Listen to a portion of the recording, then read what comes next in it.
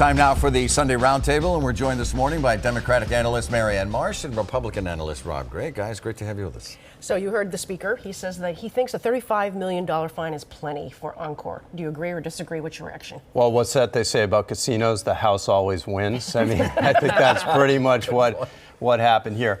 It was a practical decision by the commission, but I think also a little bit cowardly. Marianne? I agree with Rob, cowardly. The fact is, it's not even a parking ticket. If you look at publicly available funds, Wynn makes $7 billion a year. $35 million is 0.05 of 1%. 0.05%. That's it. And now they've set a precedent where if you sexually harass or abuse people, you can get a license in Massachusetts if you pay a parking ticket. 0.05 of 1%. Wow. And the women on the commission, and this is on the commission, should be ashamed. Note that when they announced this, all the women were out front, including the chair, and that is shameful. And for all of them, it will be in the first paragraph of their obituary, and deservedly so. I called it a parking ticket, but you're right. Item 2 is a visual I want to share with you. This week, if you had any doubts about Congressman Richard Neal's new status as a power broker, take a look at this. Who was it? Was it Rod Stewart that said every picture tells a story?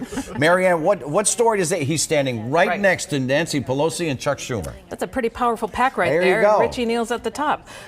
Look, Massachusetts needs Richie Neal in that position because we need the money to get the infrastructure stuff done. I mean, you listened to Speaker DeLeo today and Baker last week talking about the need to perhaps raise revenues to deal with infrastructure. Well, here's a whole chunk of it here, because if this passes, Richie Neal's going to make sure Massachusetts gets a big chunk. Yeah, that's the direction I was going in with, Rob. Does this an indicator that it's a nice chunk for Massachusetts if it ever comes to be? I mean, most likely with the Democratic takeover of the House, the Massachusetts all-Democratic delegation has some juice again. And there are a lot of business leaders and political leaders traveling west out to Springfield to kiss the ring that haven't done it in a decade.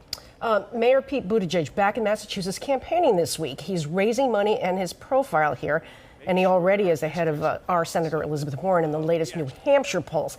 Is he her biggest threat right now, Marianne? Well, he's actually taking support from Beto O'Rourke, which is so interesting. Here's what Elizabeth Warren has the opportunity to do. If you look at that poll, two things. One, she could draw support from Biden, but especially Sanders. Sanders is sinking in New Hampshire. She can go after those economic populists. And the other thing is, the reason Biden's leading is because they think he can beat Trump. So she's going to make the argument that she can beat Trump too. So it's not Beto as much as she's got to get Biden and Sanders right now. Marianne, right about that? I mean, Buttigieg has the energy right now. The question is he a sprinter or is he a marathoner? We don't know the answer to that yet, but he's on a wave right now, that's for sure. And can he take a hit? The next item is the president. This week, the president weighed in bigly via Boston Herald Radio, slamming Senator Warren, calling Attorney General William Barr to resign.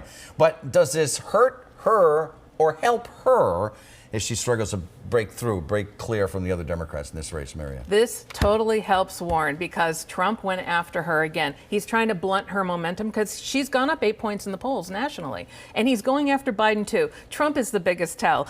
When he's afraid of somebody and he doesn't want to face you, he goes after you. The one he's trying to help right now is Bernie Sanders, egging him on, saying the process is rigged again. So that tells you if Trump wants to run against Sanders, you don't want to nominate Sanders. What's your read, Rob? Well, I think for Warren, in the race for the White House right now, she's stuck in the breakdown lane. So when Trump attacks you, it's a good day, and she certainly needed it. The problem for her is he attacked Biden too in the same interview, saying that Biden's not as smart as Bernie Sanders. So there's a lot of Trump attack to go around. Let's talk about Joe Biden. His biggest problem among Democratic women right now involves Anita Hill. She's a Brandeis professor, as we all know.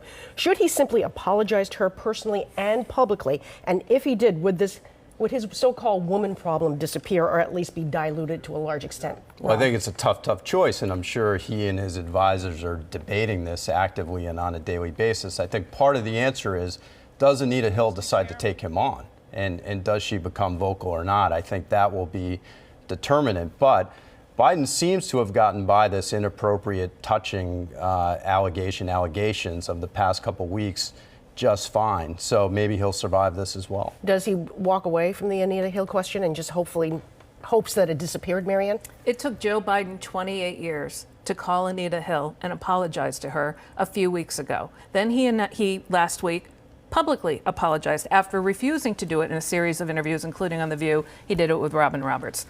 28 years later. That's the problem. So it looks transactional, it looks political. Anita Hill didn't accept it, and it's going to take a lot more to get by it. We continue on the record. Stay with us.